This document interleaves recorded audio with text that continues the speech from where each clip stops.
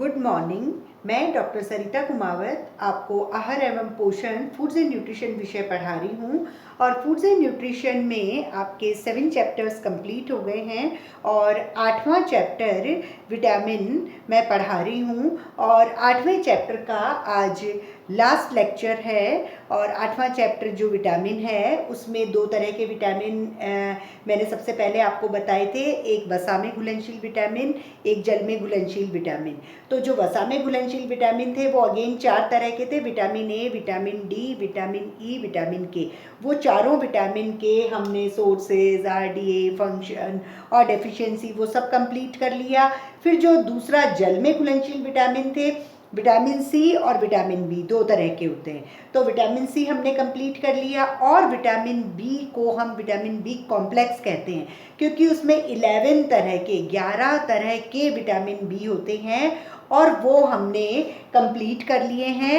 आज लास्ट के 3 हैं कोलिन, इनोसिटोल और पीएबीए, पैरा अमीनो बेंजोइक एसिड। तो 8 विटामिन बी हमने कंप्लीट कर लिए हैं, उनके सब सोर्सेज, आरडीए, फंक्शन, डेफिशिएंसी। और लास्ट के 3 जो विटामिन बी हैं वो हम आज कर लेंगे और फिर ये 8th चैप्टर भी कंप्लीट हो जाएगा। तो पहला हम ले रहे हैं कोलिन। कोलिन विटामिन बी होता है, जल में घुलनशील विटामिन बी होता है। इसके सोर्सेज जो हैं वो है अंडा है और अंडे की सफ़ेदी, एग वाइट। अंडे और अंडे की सफ़ेदी में सबसे ज़्यादा कोलिन पाया जाता है। उसके अलावा ये गेहूं के भ्रूण में, दालों में, संपूर्ण अनाज में, सूखे मेवे में, तिलहन में, चावल में और मीट में अच्छी मात्रा में कोलिन पाया जाता है।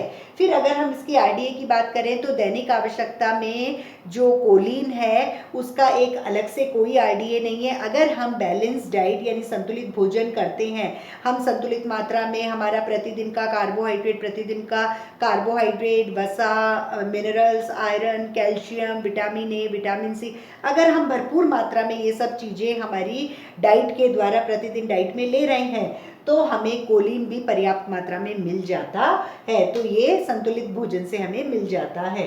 फिर इसके फंक्शंस अगर हम देखते हैं कोलिन के, तो कोलिन हमारी शरीर की कोशिकाओं का निर्माण करता है और हमारी यकृत में, लिवर में फैट के डिपोजिशन को रोकता है। मतलब यकृत में वसा का जमाव होने लगता है तो वसा के जमाव को ये नहीं होने देता।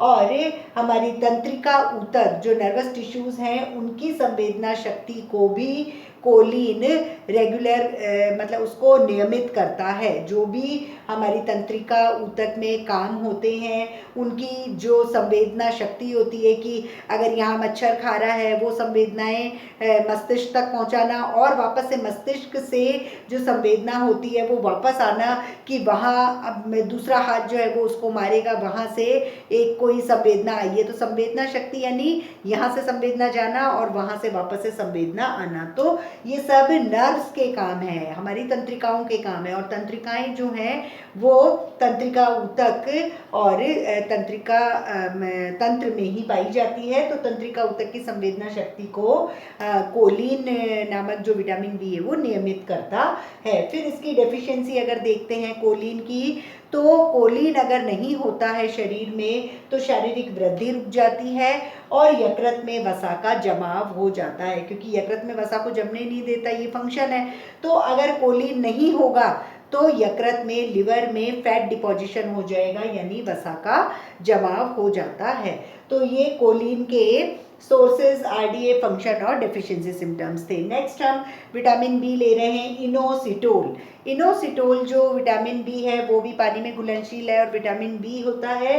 ये साबुत अनाजों में, दालों में, सूखे मेवे में, दूध में, सब्जियों में और यकृत में पाया जाता है। इसका भी आरडीए कुछ नहीं है, संतुलित भोजन से ये मिल जाता है। और इनोसिटोल के जो फंक्शन हैं, कार्य हैं, वो कुछ इस तरह से हैं कि यकृत से ये भी वसा को हटाता है और दूसरा छोटी आंत में संकुचन क्रिया को बढ़ाता है। छोटी आंत में संकुचन क्रिया होती है, फैलती है, संकुचन क्रिया मतलब पाचन क्रिया अच्छे से होती है, तो छोटी आंत में संकुचन क्रिया को बढ़ाता है और हमारे यकृत में से वसा को हटाता है। तो अगर हम इसका डेफिशिएंसी देखेंगे तो वही होगा कि इनोसिटोल नहीं होगा तो यकृत में वसा जम जाएगा, फैट डिपोजिशन हो जाएगा, और अगर इनोसिटोल नहीं है तो छोटी आंत में संकुचन क्रिया जो है वो धीमी पड़ जाएगी और पाचन शक्ति कमजोर हो जाएगी। और लास्ट विटामिन बी है पैरा अमीनो बेंजोइक अम्ल, PABA, para amino benzoic acid. PABA जो होता है वो भी विटामिन बी है। ये सूखा खमीर, यकृत और चावल और गेहूं में पाया जाता है। इसका RDA भी बैलेंस डाइट से भरपूर होता है, संतुलित भोजन से हमें ये मिल जाता है।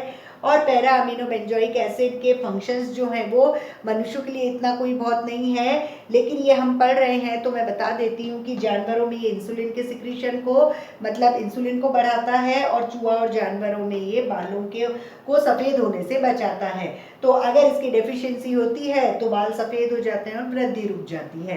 तो इस तरह से ये विटामिन बी थे जो आज मैंने पढ़ाए। कोलिन के सोर्सेस अंडा और अंडे की सफ़ेदी और गेहूं के भ्रूण, संपूर्ण अनाज, दालें, सूखे मेवे, तिलहन, इन सब में ये कोलिन मिलता है और बैलेंस डाइट से ये हमें मिल जाता है। कोलिन के जो फंक्शन है, कोलिन हमारे कोशिकाओं का निर्माण करता है शरीर में, यकृत में वसा को जमने नहीं देता और तंत्रिका ऊतक की संवेदनाओं को बरकरार रखता है, उसको नियमित करता है। और अगर हम डेफिशिएंसी देखते हैं कोलिन की तो शारीरिक वृद्धि रुक जाती है और यकृत में वसा का जमाव हो जाता है। नेक्स्ट जो विटामिन बी है वो है इनोसिटोल। इनोसिटोल साबुत अनाजों, दालों, सूखे मेवे, दूध, सब्जी और यकृत में पाया जाता है और इनोसिटोल के कार्य होते हैं यकृत में से वसा को हटाता है और छोटी आंत में संकुचन की क्रिया को करता है। और अगर इनोसिटोल नहीं होगा तो संकुचन क्रिया छोटी आंत में धीमी पड़ जाएगी, नहीं होगी और यकृत में वसा का जमाव हो जाता है। फिर लास्ट है PABA, para amino benzoic acid. ये सूखा खमीर, यकृत, चावल, गेहूं में पाया जाता है, बैलेंस डाइट से हमको मिल जाता है, लेकिन हमारे में कमी इसकी नहीं होती। इसके फंक्शन भी मेनली जानवरों और चूहों और इन्हीं के लिए हैं कि उनमें इंसुलिन होता है और बाल सफ़ेद होने से बचाता है, ये उन लोगों के लिए है। और इस तरह से ये 11 विटामिन बी हमने विटामिन बी कॉम्प्लेक्स के अंतर्गत पढ़े।